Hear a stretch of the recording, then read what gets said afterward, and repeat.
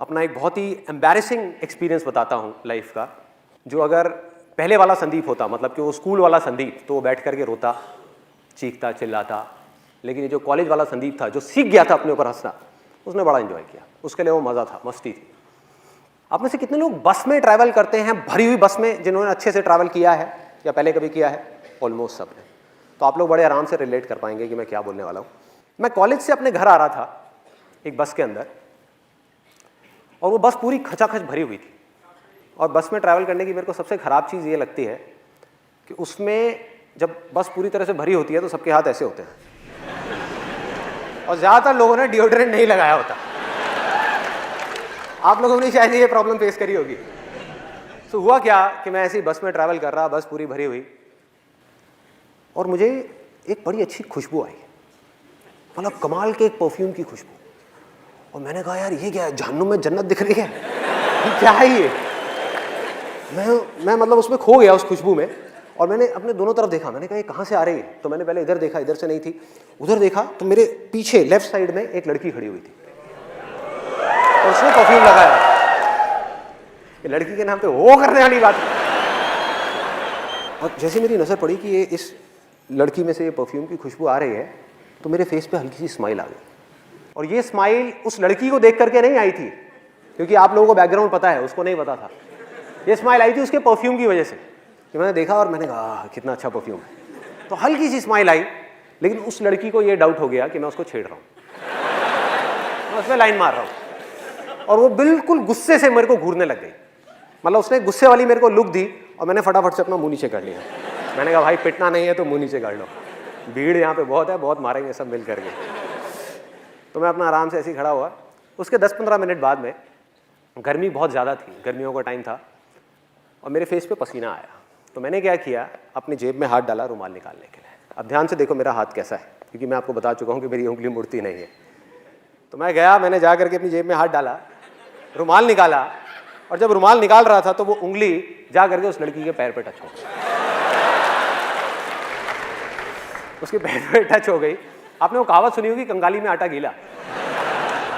बिल्कुल ऐसे ही कुछ मेरे साथ में हुआ कि पहले ही मेरी पिटने वाली हालत थी, और ऊपर से वो उंगली जा करके उसके पैर पे टच हो गई। मैं रुमाल लेकर के चुपचाप अपने फेस पे आया, और मेरी हालत खराब। मैं मन ही मन सोच रहा, मैंने कहा भाई अब क्या करूँ?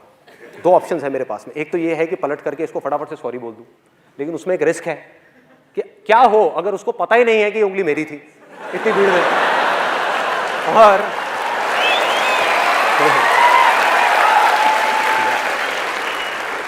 और मैंने बोला तो जबरदस्ती पिटने वाला सीन क्रिएट हो जाएगा। वो कहेगी अच्छा मेरे को उंगली मारी, तूने मारी? तो मैंने कहा भाई, तो मैं दूसरा ऑप्शन मेरे पास में ये था कि मैं चुप रहूं, आराम से देखता रहूं, मुंह नीचे करके ऐसे रिएक्ट करूं जैसे कुछ हुआ ही नहीं है। तो मैं सोच ही रहा था इन दोनों ऑप्शंस में से मैं कौन सा चूज करूं। इतनी देर में मेरे यहाँ पर राइट साइड में पीछे से किसी का हाथ आया, मतलब तगड़ा, जैसे सनी देओल का हाथ है ना, 2.5 किलो का हाथ, वो आया यहाँ पे, थड़ थड़ थड़ ऐसे करके। ओए, पीछे से आवाज आई, ओए। मैंने पीछे पलट करके देखा, और उस लड़की के साथ में एक लड़का खड़ा हुआ था, बॉडी बिल्डर टाइप का। अभी मुझे याद है उसने ब्लड रेड कलर की टाइट फिट टी शर्ट पहनी हुई थी, और उसके जो डोले थे, मतलब कि उसकी बाइसेप्स, वो ऑलमोस्ट उस टी शर्ट को फाड़ने वाली थी। इतना तगड़ा बंदा वहाँ पे पीछे खड़ा हुआ था। उसकी हाइट होगी करीबन 6-6.25 फीट। तो मैंने उसको पलट करके देखा, और पलटते ही अब मेरे को समझ ही नहीं आया मैं क्या बोलूँ। अब बहुत देर हो चुकी थी, अब सॉरी बोलने वाली स्टेज जा चुकी थी। मैंने कहा हाँ जी। बस मेरा ये बोलने की देर थी, लड़की का गुस्सा और बढ़ गया। कहती हाँ जी, मैं तुझे बताऊं हाँ जी। एक तो मुझे पहले देख करके हंसता है, उसके बाद में टच करता है, और फिर पलट करके कहता है हाँ जी। तो उल्टा पड़ गया मेरे ऊपर, मतलब जैसे ही मैंने उसको बोला। फिर मैंने उसको समझाया, मैंने कहा जी I am very very sorry. अब मैं आपको किस तरीके से समझाऊं, आप देखो ये जो मेरी 2 उंगलियां हैं, आप देखो इन दोनों की शेप्स में आपको साफ फर्क पता लग जाएगा। मेरी जो उंगली है मुड़ती नहीं है, मैंने जानबूझ करके नहीं किया, गलती से हो गया है। तो उसके बाद में उस लड़के ने बड़ा कमाल का डायलॉग बोला, जो उसके साथ में था, मुझे नहीं पता वो उसका क्या था, बट उसने बड़ा सही डायलॉग बोला। कहता ओ हीरो। मैं कहा हाँ जी। और क्या बोलूं? मैं कहा हाँ जी। कहता है मेरा हाथ दिख रहा है, ये भी अगर एक बार पढ़ना शुरू हो जाए ना तो रुकता नहीं है, जैसे तेरी उंगली मुड़ती नहीं है। तो मैंने कहा भाई आज तो तू गया, आज तो पिटाई होनी पक्की है। फिर उसके बाद में मैंने जितनी मैं कोशिश करता चला जा रहा था उतनी ही गड़बड़ होती चली आ रही थी। और ऐसे में गड़बड़ क्या होती है कि यहाँ तक तो ठीक था, मतलब ये जो लड़का था और ये लड़की थी, इसको तो मैं फिर भी किसी तरह से हैंडल कर लेता, लेकिन ऐसे में क्या होता है, जितनी भी भीड़ होती है वो सब लड़की की तरफ हो जाती है। उनको ये लगता है कि सारे लड़के ही बुरे हैं और कोई समझने को तैयार नहीं, मतलब किसी को पता ही नहीं कि हुआ क्या है। और वहाँ पर पीछे एक मूंछों वाले अंकल खड़े थे, वो बोलते कहते, ओए शर्म नहीं आती तेरे को, तू लड़की को छेड़ता है, भरी बस में लड़की को छेड़ रहा है। मैं पलटा, मैंने उनके हाथ जोड़े, मैं कहा अंकल जी आज तक मैंने अपनी गर्लफ्रेंड को नहीं छेड़ा, मैं इनकी गर्लफ्रेंड को क्या छेड़ा। मतलब मैं समझाने की कोशिश कर रहा हूं, मैंने कहा एक बार देखो तो सही, देखो तो सही। कहते गंदे गंदे इशारे करता है, चल साइड हो चल। मतलब कोई भी अपनी वाइफ की फ्रस्ट्रेशन, अपनी जॉब की फ्रस्ट्रेशन आकर के मेरे पे निकाल रहे हैं, आकर के ले ले धक्के धक्के देते देते। तो कब मुझे धक्के पड़े और कब मैं बस के आगे तक पहुंचा, कब कंडक्टर ने बस रोकी और मैं बस से उतरा, मुझे पता ही नहीं लगा। सब कुछ अपने आप हो गया, धक्के खाते खाते खाते खाते बीच रास्ते में मुझे बस से निकाल दिया। इनफैक्ट मेरा जो कॉलेज का बैग था वो भी बस में रह गया। और मैं उतरा, और उतर करके अगर वो पहले वाला संदीप होता, वो स्कूल टाइम वाला, तो वो क्या करता, वो रोता, वो जा करके उस भगवान को बोलता, हे भगवान तूने मेरे साथ में क्या किया, मेरी तो कोई गलती भी नहीं थी, ऐसे पिट गया, ऐसे मेरे कपड़े फट गए, ऐसे ये सब हो गया, यही करता। और दूसरी चीज क्या करता, इस एक्सपीरियंस को, ये जो हुआ मेरे साथ में, इसको एक भयानक सपना समझ करके भूलने की कोशिश करता, ये भूल जाओ। और मजे की बात पता है क्या है, आप जितना भी किसी चीज को भूलने की कोशिश करते हो वो चीज उतनी ही याद आती है। हुआ आप लोगों के साथ ऐसा? जितनी कोशिश करता वो अंदर ही अंदर मेरे रह जाता, मतलब बाहर नहीं आ पाता कभी भी। लेकिन ये था पहले वाला संदीप, मतलब कि वो स्कूल वाला संदीप जो अपने कॉलेज के फ्रेंड से नहीं मिला था, लेकिन वो मर चुका था। अब था ये कॉलेज वाला संदीप। मैंने क्या किया, वहाँ से उतरा, मैंने कहा यार बैग तो अंदर रह गया है, लेकिन दोबारा पिटने की मेरी हिम्मत नहीं थी। तो मैंने कहा दोबारा जाना तो बस के अंदर ठीक नहीं है। तो साइड में आया, वहाँ पर आ करके एक पानी की रेडी वाला खड़ा हुआ था, गर्मियों के अंदर वहाँ पे पानी की रेडी वाले खड़े होते हैं, उससे बढ़िया सा नींबू पानी बनवाया, नींबू पानी बनवा करके रोड के साइड में बैठा और हंसने लगा, अपने ऊपर ही हंसने लगा। मतलब अकेले में खुद का मजाक उड़ा रहा था और बार बार सोच रहा, मैंने कहा यार मैंने सॉरी क्यों नहीं बोला।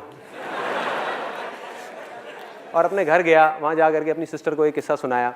मैं कहा देख भाई मेरे साथ में ऐसी ऐसी चीज़ें हुई हैं। सिस्टर भी बहुत हंसी, कहती भैया तू तो बिल्कुल ही बेवकूफ़ है, बिल्कुल ही पागल है, ये क्या ज़रूरत थी ये सब करने की।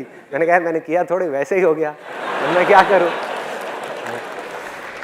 उसके बाद मैं अपने उन स्कूल फ्रेंड्स के पास में गया, वही जो मेरा बहुत मजाक उड़ाते थे, उनके पास में गया, उनको भी जा करके अपना पूरा किस्सा सुना दिया। और वो भी बहुत हंसे, कहते हमने सही नाम रखा था तेरा, उंगली देख उंगली करी दी ना तूने। कहता तू बाज नहीं आया, पंगे ले ही लिए ना। मैंने कहा हाँ यार क्या करूँ, मैं ऐसा ही हूँ। तो अब फर्क क्या था, क्योंकि मैं खुद पे हंसना सीख चुका था, उस समय नहीं आता था। तो अब वो लोग जैसे ही मेरा मजाक उड़ाते, पहले वो मुझे एक बोलते मैं उनको दो बोलता, अब वो मुझे एक बोलते मैं खुद के बारे में एक चीज और ऐड कर देता। वो कहते हैं हाँ भाई उंगली। मैंने कहा हाँ यार तुम सही कह रहे हो, सही नाम रखा है तुमने मेरा, मैं हूं ही बेवकूफ, मैं हूं ही पागल। तो ये करते करते हुआ क्या, मजे की बात मेरे को अभी भी याद है, उनमें से एक लड़का जो मेरा सबसे ज्यादा मजाक उड़ाता था स्कूल टाइम में, उसने बोला, जब ऐसे ही कुछ देर तक ये चलता रहा, तो उसने बोला, कहता भाई संदीप तू बिल्कुल बदल गया है, तू तो बिल्कुल ही बदल गया है। और उसकी जो टोन थी ना बोलने की, वो खुशी वाली टोन नहीं थी। He was in a state of shock. वो सदमे में था कि भाई ये हुआ क्या इस लड़के को, वो सदमे में था। क्यों? क्योंकि उसकी पावर उसके हाथ से चली गई थी। सोचो किसी के हाथ में बहुत ज्यादा पावर हो और वो एकदम से चली जाए रातों रात, तो क्या होगा, वो कैसे रिएक्ट करेगा, वो शॉक में आ जाएगा ना, कहेगा भाई ये क्या हुआ है, ये हो क्या रहा है। क्योंकि उसकी पावर थी क्या, उसकी पावर थी मेरा गुस्सा। मुझे गुस्सा आता था और वो मुझे गुस्सा दिलाता था। मैं चिढ़ता था, वो मुझे चिढ़ाता था। मैंने चिढ़ना बंद कर दिया, अब वो किसको चिढ़ाएगा। सोचो, उसकी पावर गायब, उसके जोक्स फेल, पूरी तरह से फेल।